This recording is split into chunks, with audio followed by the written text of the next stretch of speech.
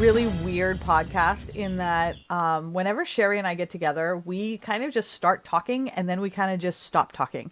And we can go on and on and on and on forever. So as I was editing this podcast, the problem that I kept running into is that I didn't want to remove anything, but then we kind of trailed on in the beginning and we kind of trailed off at the end. And then there's a whole second podcast that ended up being created with more content. So here's what this podcast is going to sound like. We're going to trail in. You're just going to listen in on our conversation a little bit. And then we're just going to kind of trail off.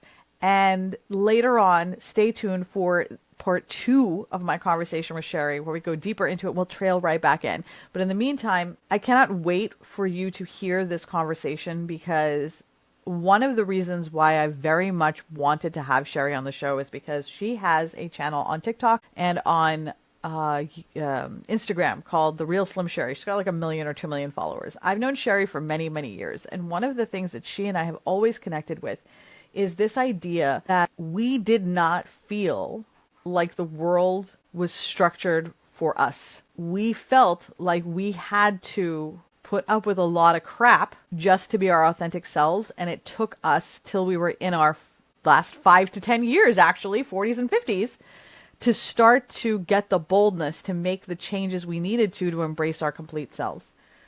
And the process of unbecoming that we had to go through to get there is outlined really, really hysterically on her channel. And I felt like every single thing that she posts, 30-second clips, I identify with as a Gen Xer. Like, I hear these things and I'm like, oh my God, this is my life. I understand this. And everybody gets their daily dose of short Slim Sherri. What I wanted was an opportunity for people to hear her tell her story in a deep, lengthy way so that you could see all of these amazing things that she comes up with that are quick sound bites, that she's so clever, came from a very deep place of work, effort, and unbecoming that I think a lot of us relate to and have been through. But often we feel like we're doing it alone. And I wanted to put this out there as a beacon to anyone who is working on unbecoming themselves to re-become themselves, or for anyone who has already unbecome themselves to re-become themselves. So we can find each other, be like, oh my God, we did it. Oh my God, we did it. Okay, so let's listen in and let's hear what the Real Slim Sherri has to say about unbecoming. What happened is the battery was swelling, and that's actually very, very bad. There's a whole subreddit for it that is all about. Up. Yeah, absolutely. Yeah. And it actually, for quite some time, I'll tell you, I had this, it was swelling and I didn't know it. So I gotta be honest, I'm quite lucky that I didn't die from some fluke accident. But just gonna say, dying in a like dumb way sucks. But like if you die to the battery exploding in your laptop, like I feel like that's a kind of a cool way to go. Like it would not be a sad, it'd be a sad obituary, but like cool. Death by laptop battery. Dude, I mean, come on, if you've got to go. But but here's the thing, you have to actually die from that, because it would really suck to like have the battery explode and then just be acid all over you. Yeah. Like I'm with you. Like I would want to, I want to go somewhere. Either I want to go in my sleep or somehow I want to go very sensationally like that. Like it has to be sensational, Yeah, very cool. Like not in a lame way. Not in a lame way. It can't be ordinary. Okay. Yep. If it's gonna be ordinary, I just want to go in my sleep. I don't want to go any other way. Because that's fine. Yeah, and the ordinary sleep death fine. And Alex says that if I die some way stupid, tell people that it was good. And so sometimes like make up a good story. Exactly. Okay? Something sensational, and embellish a bit if you need to, because death by battery sounds crazy, but yeah, kind of cool. And here's the thing, right? Now you have all these, we'll talk about your viral following in a second, but you have all these viral followers. So I just have to say that in the event that, say, right before this podcast, my battery had exploded and my untimely device had happened, you're welcome for all the amazing content you I would have been like, I would have had to make so many videos about my friend and how tragic it was that she came and met her demise via a PC, not a Mac, but a PC battery. Oh, wow. So we're going that. You're taking it there. You're going there. Oh, yeah, because I hate PCs. So I would have made so much fun in your honor about your untimely demise at the because of Windows. I mean, that is a cautionary tale. Okay, it is a cautionary tale. You could create some content out of that story, like you probably could PSA. Like if you're I'm not dead because I made this I'm change. not dead, and so I'm going to share with you so you don't die. What signs to look for when your computer is literally melting into the battery. Like I avoided a tragedy because of this, and so you could just share those stories with It's people, so true. you might save lives. Like there's your that might That be is your my legacy. legacy. That is my There's your legacy. legacy. We I know. figured it out. God, on this one podcast. Oh, All God. in Oh, by the five way, just as an minutes. FYI, I use exclusively they, them pronouns now. Well, I'll apologize ahead of No time. worries. Actually, I'm glad we're doing it this way. So this is actually a really good conversation because one of the things for me in general and like just to have the conversation is that, I mean, I'll tell you, changing pronouns for me was hard for me too. Like my own pronouns, I misgender myself still, right? Like it's so just so you know, it's totally normal. And what I love about just my group of friends and community, you included, is that like we all learn together and like this is a great model, right? So like I thought to myself, I wanted to say something and I was like, this is a great model to like do it where I can say, hey, listen, I use they, them. You're like, oh yeah, no problem. And then we'll just practice it over the course of the podcast. And now, because so many people struggle with that and they don't have a I model. do. I struggle with it, not Me because too. not on purpose. It's you.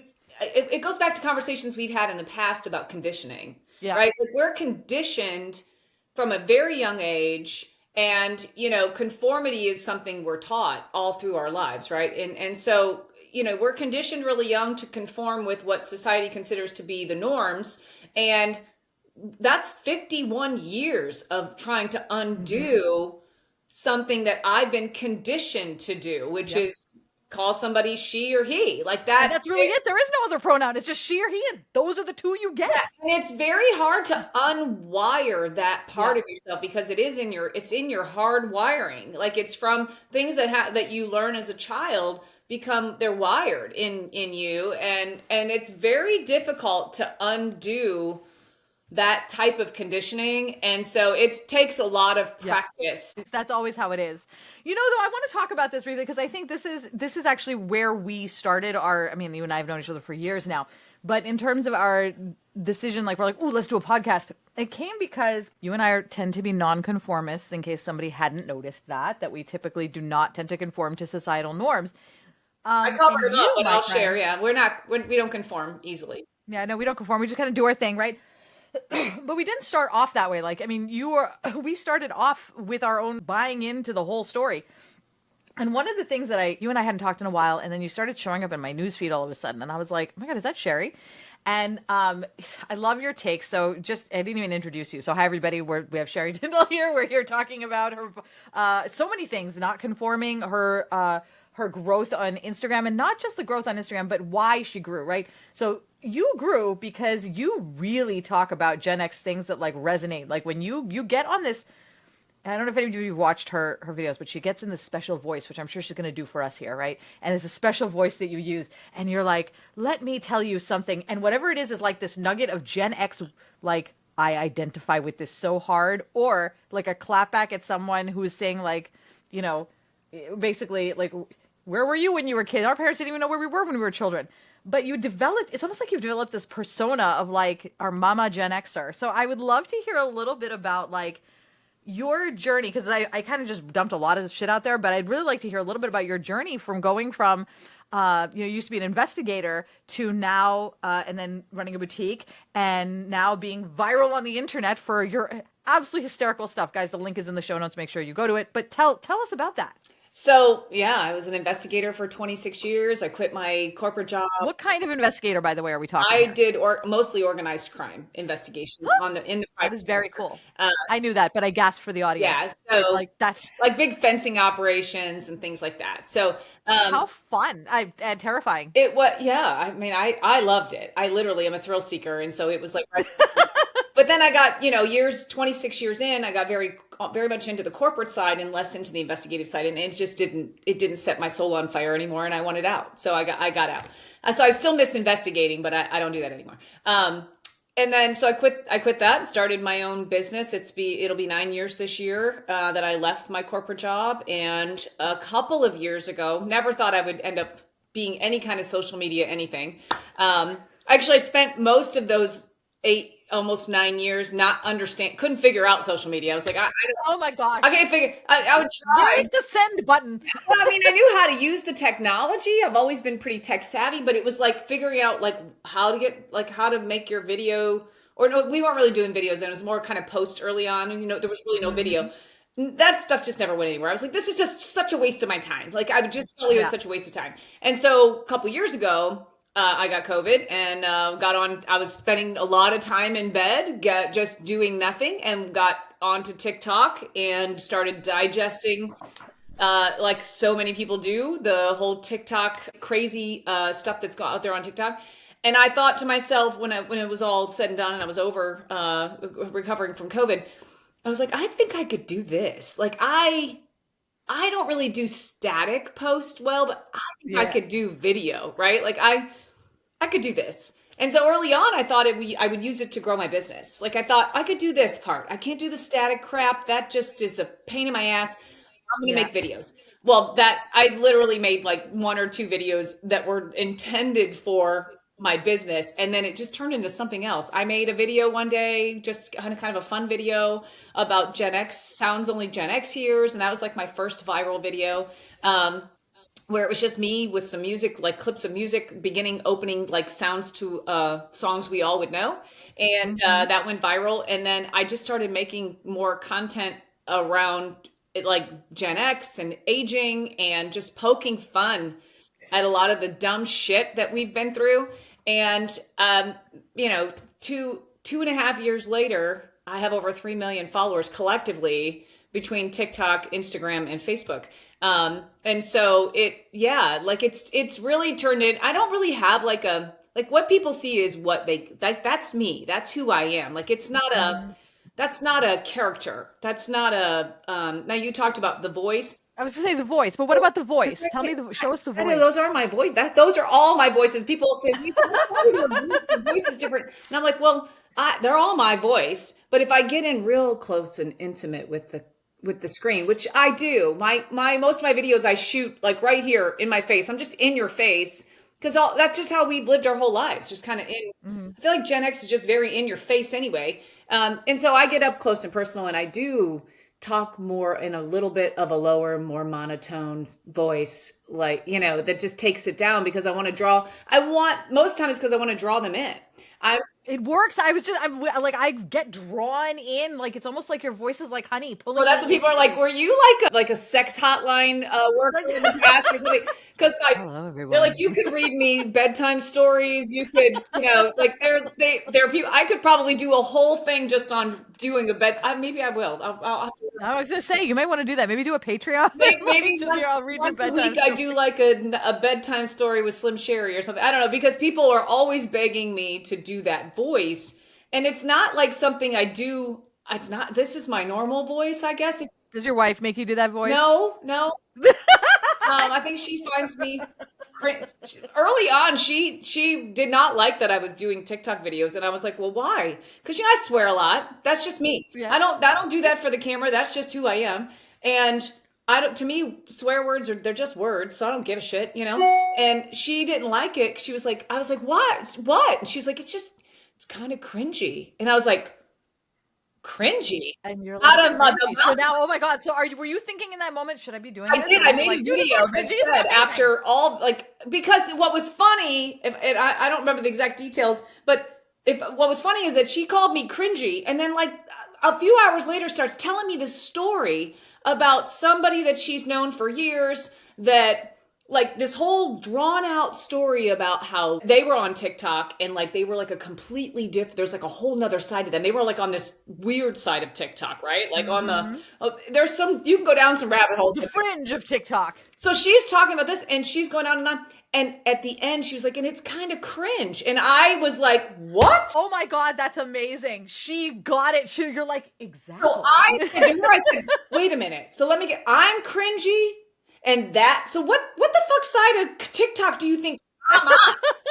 Because we're in two totally different levels of She's cringe. just using the word cringe. You know what? Maybe the thing is she doesn't like the TikTok videos. Well, Like maybe it's the tick because she like some TikTok videos I do find cringe. I'm just she gonna say. backtracked. So she's like, I didn't mean it like that. I didn't mean it. I was like, no, like you did mean it that way. You said I was cringy, and then you compared me to this side of TikTok. This other cringy. I was just like, so I said, maybe I shouldn't be doing this. And I was like, you know what? No, fuck that. I'm going to do it even more. And so I did. Not to just throw it in her face, but because I was like, you think that's cringy? You just wait. The right challenge accepted. This was like 2 years ago, more than 2 years ago. So fast forward, things have changed a lot, and she has never called me cringe again. That's for sure. I was gonna say she's probably bought in at this point because whatever it is that you're doing is working. Well, that's what I said. I said, well, whatever. I said that at one point. I said, well, whatever I'm doing must be working because there's like a million. At that time, it might have been, I don't know, a couple 100,000 at that time. I was like, well, whatever I'm doing is working because there's a couple 100,000 people who like it. So you know what? I don't. And now fast forward, there's like more than 3 million of them. But yeah, it started off as kind of Gen X content, and then I started talking about midlife, just aging, and I poke a lot of fun at getting older. Then at the same time, I was starting into the early stages of menopause, and so I've made a lot of fun about menopause. I identify, by the way, so hardcore. It's like I'm waking up in sweats. Then I'm suddenly freezing. Like my whole life is just like, yeah. So people say, well, have you always been people think I'm on stage, like as a comedian. They're like, are you a comedian? I was like, no, I've never been on stage as a stand-up, or I've never done that. And I never really considered myself to be funny before. Like, I mean, I've always been punchy and sarcastic, but never thought I was funny. But apparently I am. And so, I poke a lot of fun at real life. Like, that's just it. I poke a lot of fun at real life. And I think that's what makes it so relatable. Like, I didn't set out to like find a community of people when I started making TikTok videos. Like, I wasn't, but I did. I happened across, and it's been somewhat therapeutic for me to happen across, I started making videos early on about Gen X and talking about kind of like topics that not everybody wants to talk about. Like, there's a lot of trauma in the whole Gen X generation, and not that there isn't trauma in other generations, but nobody's really ever talked about our shit. We just have kept our heads down and kind of done our thing. So I've chipped away at some of those topics, and usually when I do, some of those really become very big viral videos. And it's either people disagreeing or people that are, the agreeing with or feeling seen. Like, these are people who are like, wait, yes, that's me. And so what I feel like I've done, not just me, but other Gen X creators, is brought together a group of people who most of our lives have felt like we were alone. Like I didn't realize when I started talking about Gen X and like the shit we went through as kids, like being latchkey kids, being home alone a lot, cooking I cooked my first meal for myself when I was 5, Oh my God, I was just telling Alex about how I learned how to make roast beef when I was 6. I mean, and that was we the were only thing I could home cook, so I alone. made roast like all the time. Yeah, we were home alone, and a lot of people don't realize that we were home alone a lot. Our, parents, we were the first generation to have parents that got divorced. Like, the divorce rates were higher in our generation than ever. And it was, women's rights had changed, and women had the right to divorce, and so they started taking advantage of that. And then so you had single family homes. Then on top of that, you had women who were going to work, and you had dual family incomes where both parents were working and they were not home, and we were left alone. And anyway, when I started talking about that, I just thought it was me. Like, I didn't really identify as Gen X. Like, it wasn't something, it was not really in my arsenal of, vocabulary where I was throwing out that I was Gen X. I wasn't talking about that. But when I started, I am Gen X. It just wasn't something that I labeled myself as. I didn't feel the need. And then when I started talking about our generation, all these people started coming into the comments and following me that were like, me too. Like, and so many thought that it was just them. Like, they would say, like, I thought it was just me. Like, I found my people. Like, what I've found is there's this very large collective of people from our generation that have gone through life feeling like they were alone and isolated in their trauma or in their past. And I love being a conduit for bringing those people together, because I feel like we have an opportunity to heal in a lot of ways as a collective, you know? And so there is this gigantic community, not that everybody that follows me is Gen X. The bulk of them, probably 80%, sit in that Gen Mm-hmm. X category. But I've got a lot of boomers that follow me, and I have a lot of millennials and Gen Z even that follow me. And I think the reason that is just because of the relatability of I was what to I say it's talk the about. relatability, right? Like there's a lot of relatability Yeah, there. I try to make content that's relatable, because for me that's what I connect with. I connect with more of the content that is relatable.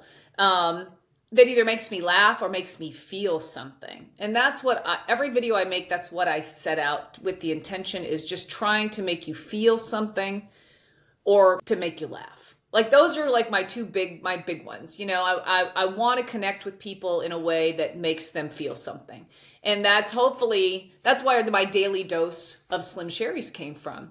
Was I used to just do a lot of Gen X content and joke about midlife or whatever, but I've started in the last year or so making a little bit more serious content, which are usually my daily dose, which is like a lot of that stuff that I myself have just like a door. I think we've talked about this before, where I turned 50 and all of a sudden it was, like a door open for me that was never there before. Like there's like Mm-hmm. some secret door was unlocked, and so many things just started to make sense to me. Stuff I'd struggled with my whole life, and I just want to share that with people. And I do that in my daily dose, but I still make it very relatable. I still throw Slim Sherry stuff in there, where it's like I'm not afraid to use a swear word, or, just I want to empower people. I want to make people our age feel empowered, because as we age, ageism is real and it is alive. And the older we get, especially when you start mentioning that you're menopause, right? Or you're entering into menopause,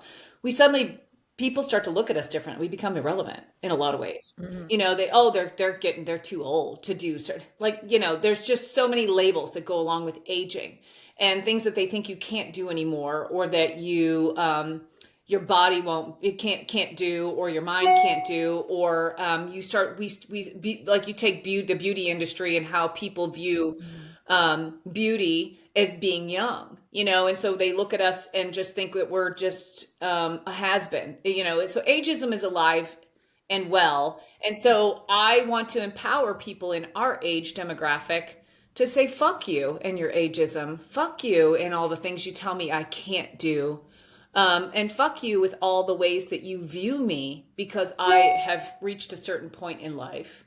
And screw you and your societal, norms and your conformity, because I just don't conform to that. Though so many people that want to call me old, if you will, because I'm 51, you're old. I don't subscribe to that. Well, relevant in relation to what, right? So, like here, the universe is a billion years old. So actually, you're just a spring chicken right there, Sherry. Like, I Like mean, a you're just tiny freshly little hatched, like baby chick. baby little Baby chick, right? chick. Like, it's interesting because I think, we're coming, like, you're sort of like, we started the conversation related to conditioning, and I think we're coming back to that conversation again. And I mean, our conversations always go back to conditioning, no matter what they are, because when you talk about ageism, it's our societal conditioning to believe that as you age, there is a deficiency that happens. And it's perpetuated by the mistaken belief that, like, in earlier generations, going back thousands and thousands of years, that lifespans were lesser. And that's not true. Like, people live till 60, 70, 80 years old, many 5,000 years ago, right? So life is long, life is robust, life has stages. But I would argue that probably around this is beginning with chattel slavery all the way up into industrialization, we have needed to be conditioned to in a certain way for us to be able to show up in society and do the work that's necessary. And so that's why obviously they started schools to have a pliable workforce. So, like, all these things that exist, right? That now, almost 100 years later, we are, and more, we're reckoning with, right? And you talk about these things that you share that are so relatable, and how you bring in, there's some boomers, there's some millennials. And I think a lot of that has to do with the fact that, like, collectively as like the human race, I think many of us are starting to realize this as we break our trauma bond, things of trauma, right? So you do your videos, someone sees it, it breaks a little bit of trauma within them. They start to heal a little bit. They heal with their kids. And so like these little things start to make a difference, almost as if we're kind of slowly breaking apart the years of conditioning that have existed. And one of the things that you said is that you do your daily dose of Slim Sherry, but like there's still like the sherry in there, like you're being serious but also not. And I think part of it is, and I struggled with this. I struggled with this a lot years ago, but I don't anymore. And the thing I struggled with was I would see people making a difference, like your Mother Teresa types who go into the world and then they go out there and then they're living in a community and doing the work or whatever, or people who are volunteering at shelters or giving money, whatever it is that people chose to do and they devoted their whole life to it and whatever it is, right? And I'd always feel like I'm not doing enough because whatever it is that I was doing, there was more that needed to be done and I wasn't doing it. And what I realized eventually was that there is the collective healing that's happening, right? And part of that collective healing is every person has to do their part. Yeah. And your part, right, is like, and I'll tell you how it impacts me, because some of the things that you talk about are really painful, like the conditioning of value, right? Like that. And when you talk about those are very painful, right? And those are things that if I talk about in therapy, like, you can hear me, I'm tearing up now, like these are difficult. But being able to like have like a short video where you say something and like it hurts that you're saying it because you're acknowledging a pain or a trauma that existed, but the manner in which you do it allows me to do it in a safe way. Because like I can, like you're like, here, let me show you this thing, and then you're like, ha ha, funny, and I'm like, oh my god, you're so fun, right? And then I feel better about it. And so I think that for some people the trauma is deep enough to where you almost have to have a bridge like Sherri, right? To be able to get to the space where you feel safe enough to heal. I think, and I acknowledge like the emotion there, and I see that so often in the comments from people. Like I don't get to interact with everybody like I'm interacting with you right now, where it's like this one-on-one where I see you and you see me and we're having a dialogue. So a lot of times I only get to digest them through the comments.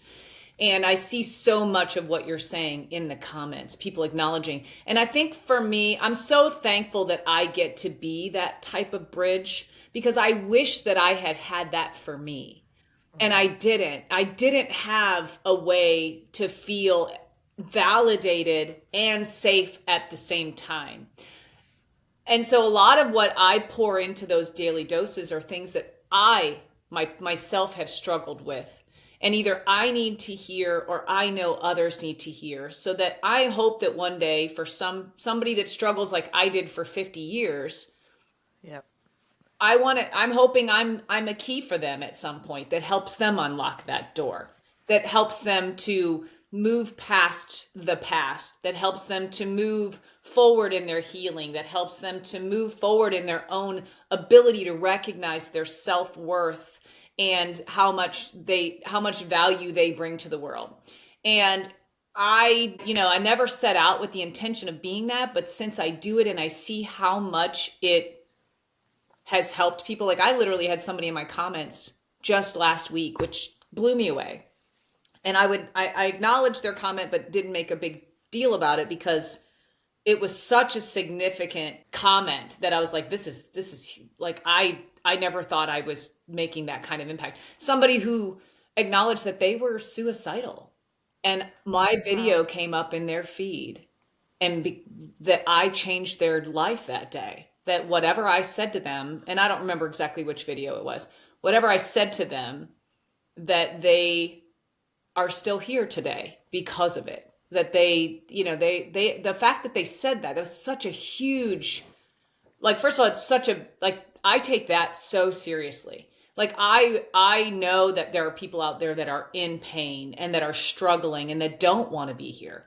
And so I'm always careful, although I know I'm touching on those nerves, various things, because there are things that I'm still healing from. I'm still working on.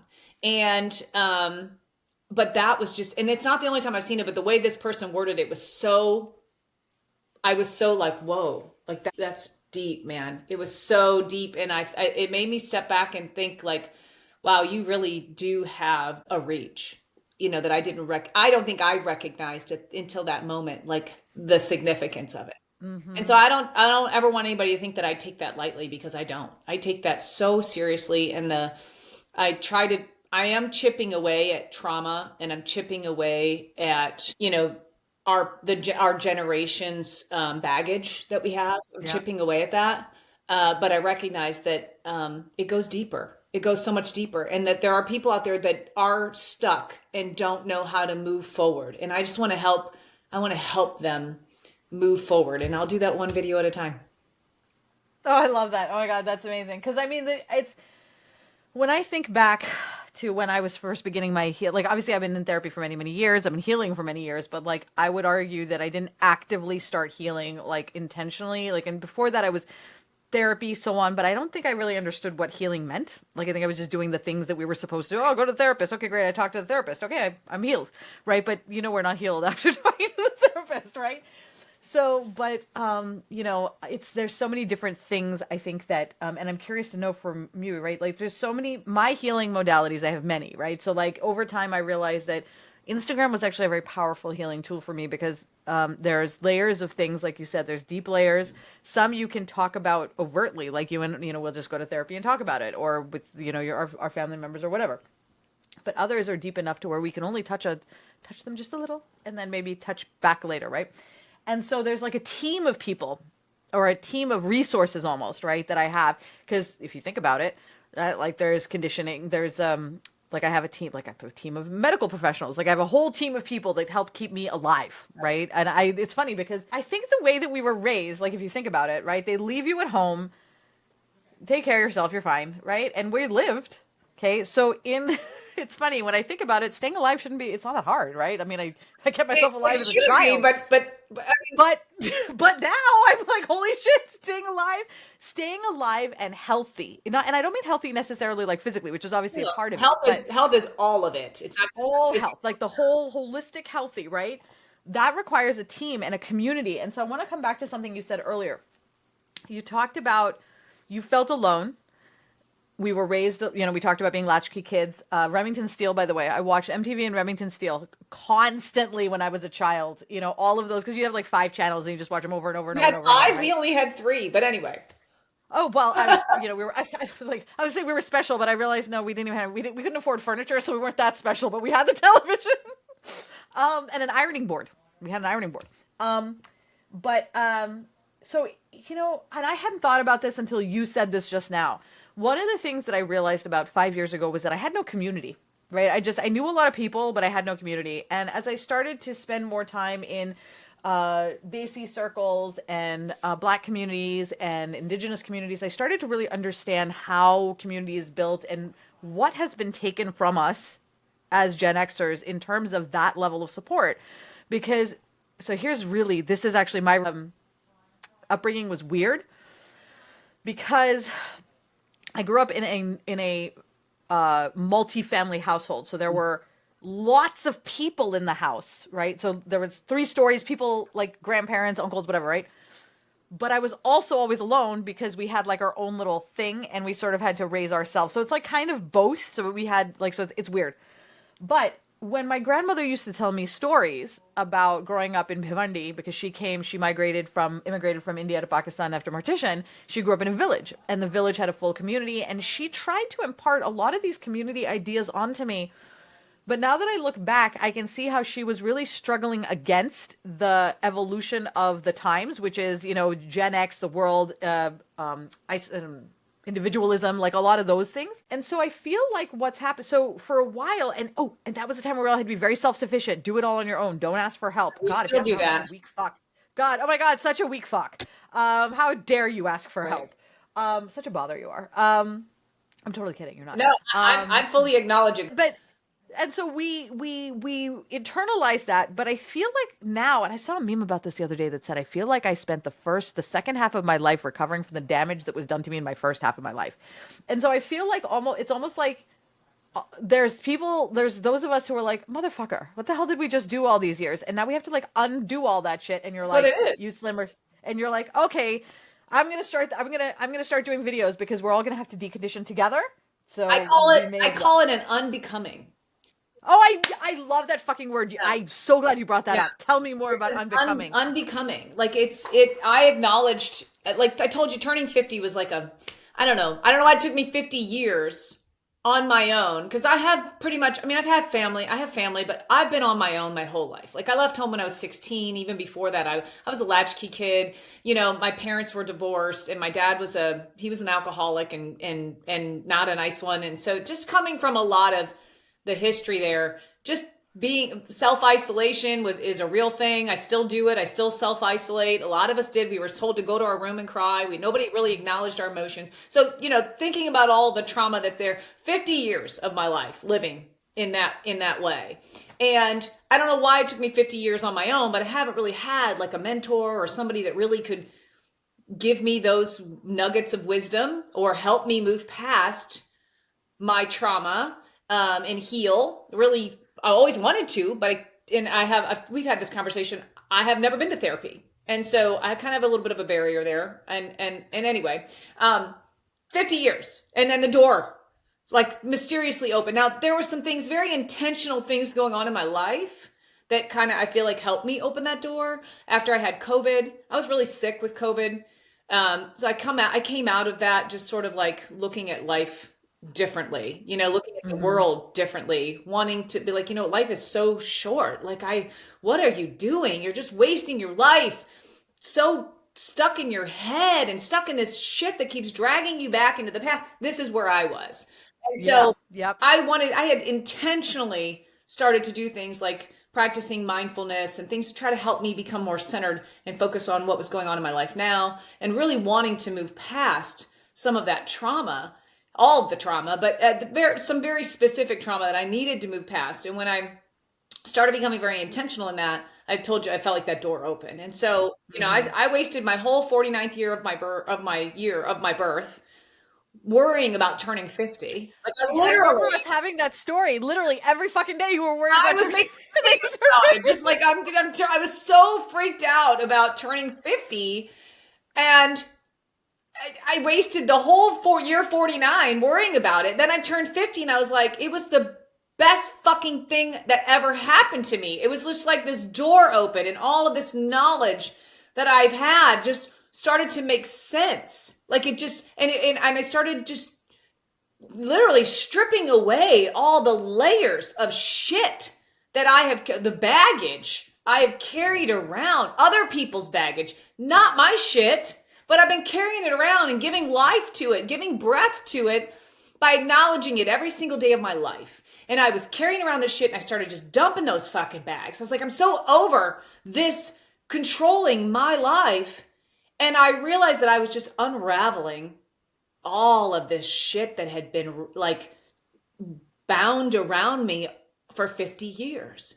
And I realized I was unbecoming everything that I had been taught, that I believed, like the belief system that somebody gave me. Because when you're Mm-hmm. children, you are conditioned not only in like just how to be a human, but you're also conditioned in like your belief system, like you're taught what other people believe. And that becomes the foundation of your belief system. Mm-hmm.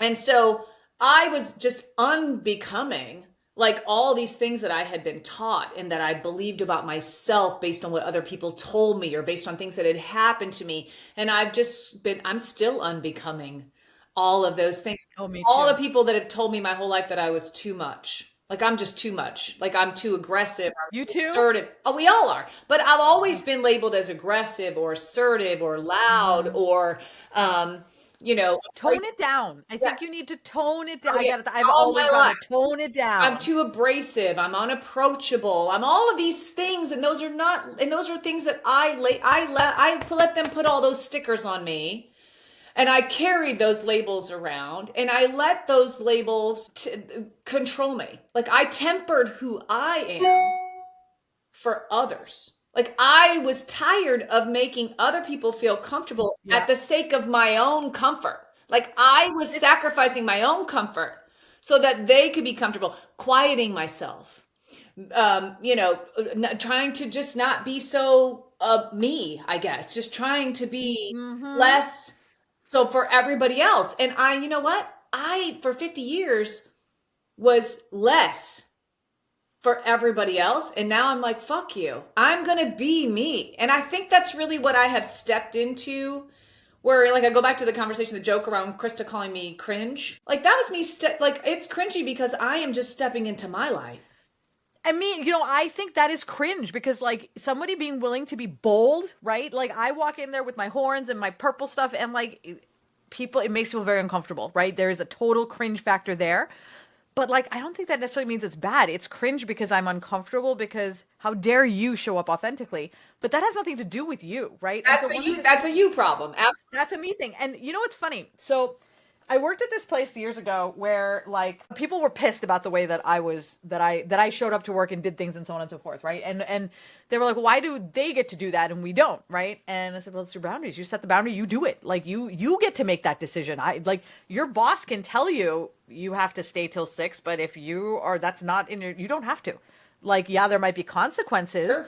But those will play out on their own. But ultimately, you're the one who gets to decide whether you stay at work or leave. Like, societal conditioning is what is putting that pressure on you. Now, once you decide, fuck off, I'm going to leave at 5, then fuck off and leave at 5. Now, yeah, will society be pissed? Sure. And so now they're mad because they don't leave at 5. And then at that point, they have to work it out themselves. And I've discovered in myself that now when I see somebody who makes me feel that level of discomfort, whereas before I would immediately, there would be like a revulsion or like a rejection or like now there is that feeling of revulsion and rejection that comes because that's biological. That's like a biological reaction. But my then brain gets in and says, what is it about this person that I'm jealous of? What is it about this person that is bothering me so much? Because they're just living their lives. And almost always it will come down to they are doing something, expressing something that I wish for myself, but I don't know how to get there, right? Or I don't know what it is or what have you. And I think it's actually made it easier because once you acknowledge that, like I can just say, right, I would just, let's say, let's say I'm super jealous of your following, right? And I'm like, oh my God, how did you do that, right?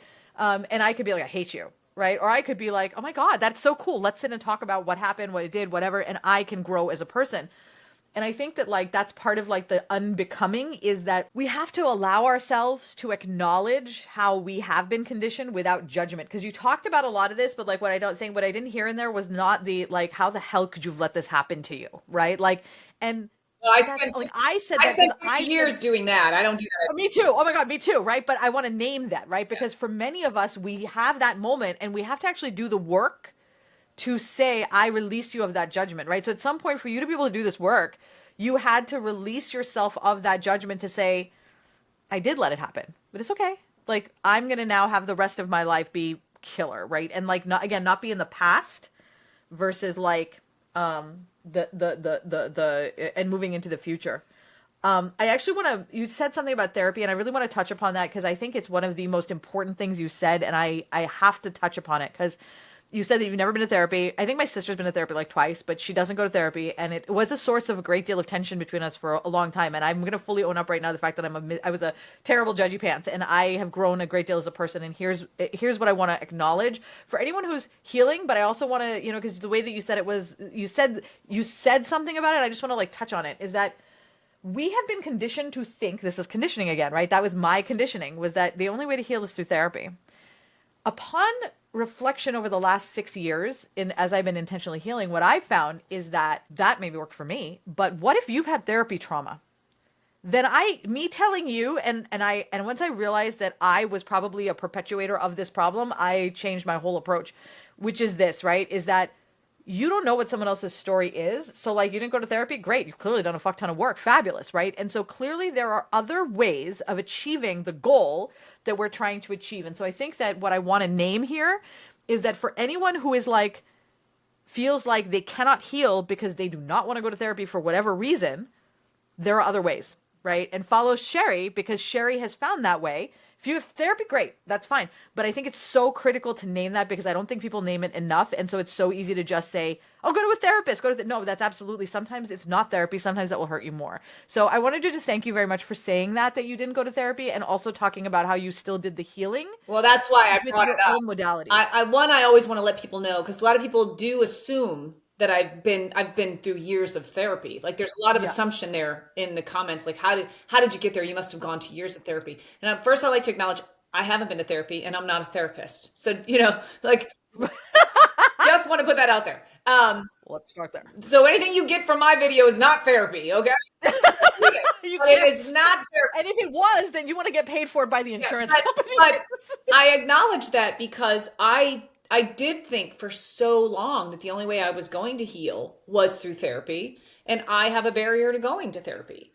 And I believed that about myself, that I was in, because for 50 years, I mean, it was obvious to me that because I wouldn't go to therapy, I wasn't going to move past where I was, that I was going to be stuck there forever. And with a lot of intention on my part, and in practice, I have been able to move past that without going to therapy. Not that I'll never go. For me, that's a very vulnerable place to be. Mm-hmm. And it's funny because as I'm sitting here listening to you, something clicked inside my brain where I was like, my barrier to therapy has always been the vulnerability of it. Interesting. Okay. There's like, I'm a very strong person and I've been through a lot, and I'm very guarded. Right. And the thought for me about allowing a stranger into those intimate parts of me, my story, because I get to share. I won't get ahead of myself. That's very vulnerable for me, and that's scary. Okay. Yeah. But then what clicked inside of me was, I was like, but the vulnerability of me making videos. I was actually going to say that you're really, but maybe that's your Here's therapy, the right? thing. I said it's been very therapeutic for me. I can go back. What I wrote something down recently in my journal that really was impactful. And one was that I was sort of creating this living record now, the 2.5 years, and I can go back and look and see the evolution of my own healing in that time. Like, you can see when I was in bad places and where I'm at today, sort of that evolution of the realization that I had to do the work. And I started that journey. Not that I haven't I've been on the damn journey my whole fucking life, but this journey, I finally found another road. I'm on a different road. Yeah, I like that. Yep. Because the life is a journey forever from beginning to end. And what I always say, some of my videos I end with, so just enjoy the fucking ride, because the ride never stops, right? But you can take turns, and life does. It takes us in turns and hills and valleys and all that. But what I realized when you were saying is that I'm allowing myself to be vulnerable. It's a practice, actually, of being vulnerable, because prior to that, especially when I was before I left my corporate job, boy, I couldn't have been, like, I can see where people thought I was unapproachable, because I'm such a guarded person. I'm so jaded. Yeah. I've seen so much bad in the world, right? Especially as an investigator, and then just the stuff I've been through. But being vulnerable, I think the difference for me, just sitting here talking through it, because it was sort of this aha moment of like, think about how vulnerable you are just putting these videos out, is that I'm in control. Yeah. That's the difference. I feel like with a therapist, they're leading a lot of times the conversations, and I get to be in control. I lead. And I think that's why it makes it not feel so vulnerable, because I'm probably a control freak for a lot of reasons, just because that's I feel like has allowed me to survive 51 years. Yeah. So anyway, I want to go back to something dude. What? I have to touch on this for you with therapy, okay? Because I need to tell you, I control my whole therapy. I'm not trying to convince you. I just think this is funny. When I go in, so my therapists don't really know what to do with me, right? And they do, like, they actually love having me be a client, because they say maybe 3 words the whole time. Like, so I go in and I just start talking whatever I want. And I'm like, the whole time and it's almost exactly what you do in your videos now that I think about it, because honestly, like, my therapist being there is almost incidental, in that I need a witness. Like, It really is having a witness, but then also having a reflection back. Because think about this, right? So you make a video. It's so fascinating. And let's say I watch it, okay? Now, I happen to be very self-aware. You probably have a lot of self-aware watchers, but let's just say I'm the one watching it at this moment, right? And I make a comment, and you read it, and it's about what you said, and it actually makes you think about something. You're like, huh, you know what? And now you're reflecting upon it. That is exactly the same thing that would have happened in therapy. You're just doing it on video, right? So I think, like, when you think about what we're talking about here, it's really like the therapeutic process is about saying the words, and then being able to either have them reflected back at you or having things pulled out or so on, so that you can then go back and reflect on them. So it's almost like you don't necessarily, and it's so interesting because I personally find it difficult. So I find it difficult to record a video. So if I'm to sit and do a video right now, like Slim Sherri, that would terrify the fuck out of me. But you want me to go live or get on stage in front of 25,000 people? Yeah, no problem. I'm not scared at all. So I get more afraid when there is nothing on the other side, right? And so I think it's really interesting, and I wonder if it's like a reflection of our own personal traumas and like our own life experiences in terms of how we are comfortable being vulnerable, and where and when we consider ourselves to be safe. That is interesting that Don't you think? you're not the only person I've ever heard say that that's terrifying to them, to make make a video and have nobody on the other side. Where for me, I can do both. I can stand in front of a crowd of 25,000 people, and I've always been able to get on stage and speak. And video just seems so, I don't know, it just seems so natural for me to just record. And now we've just trailed off, as I promised. It has trailed off. And now you're going to just have to wait, because there is an actual part 2 for this. There's a part 2, and it goes on, and we talk some even more. And there's going to be more, because let me tell you, when Sherri and I start talking, like I said, we don't stop. So here's what I want you to do. I want you to make sure that you like this video, that you subscribe to the YouTube channel, that you subscribe to all of whatever podcast platform you're listening to this on, subscribe to it. And then you'll be notified when the next episode of The Real Slim Sherri and Vanessa goes up.